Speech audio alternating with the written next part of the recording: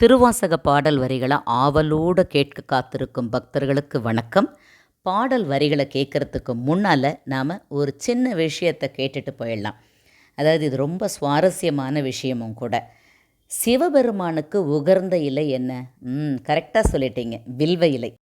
இந்த வில்வ இலையை ஒத்து கவனித்தோம்னா 3 இதழ்கள் இருக்கும். இந்த 3 இதழ்கள் எதை குறிப்பிடுது அப்படின்னு சொல்லி பார்த்தோம்னா, சிவனோட 3 கண்களை குறிப்பிடுறதா சொல்லப்படுது. இன்னொரு விஷயம் என்னென்னா 3 சக்திகளை குறிப்பிடுறதாகவும் சொல்லப்படுது. அது என்ன அப்படின்னு சொல்லி பார்த்தோம்னா, இச்சை, ஞானம், கிரியை, இந்த 3த்தையும் குறிக்கிறது தான் அந்த 3 இதழ்கள். இன்னொரு விஷயம் பார்க்கணும். அதாவது பாம்பை அணிகலனாக கொண்ட சிவபெருமான் எங்கே வாழறாரு அப்படின்னு சொல்லி பார்த்தோம்னா சுடுகாட்டில். இதுக்கு என்ன அர்த்தம் அப்படின்னா, பயம், மரணம், அகந்தை, இந்த 3த்தையும் கடந்த ஒரு பரம்பொருள் தான் சிவபெருமான். அதை இந்த வில்வ இலை விளக்குவதாக பார்க்கப்படுகிறது. வாங்க பாடல் வரிகளை கேட்போம். திருவாசகம், திருவண்ட பகுதி, திருச்சிற்றம்பலம்.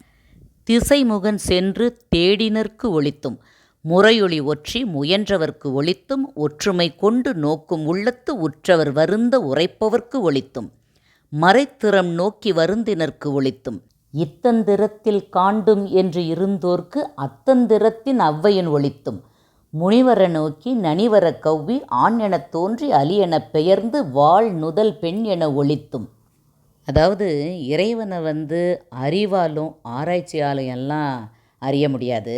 இந்த மாதிரி பலர் ட்ரை பண்ணியிருக்கிறாங்க. ஏன் நான்முகன் பிரம்மன் போன்ற தேவர்கள் கூட பல வழிகளில் தேடியும் முழுமையாக உணர முடியலையாம். அதே மாதிரி தான் முனிவர்களும். இறைவன் எந்த மாதிரிலாம் இருந்திருக்கிறார், ஆணாக இருக்கிறார், பெண்ணாக இருக்கிறார், அலியாக இருக்கிறார்.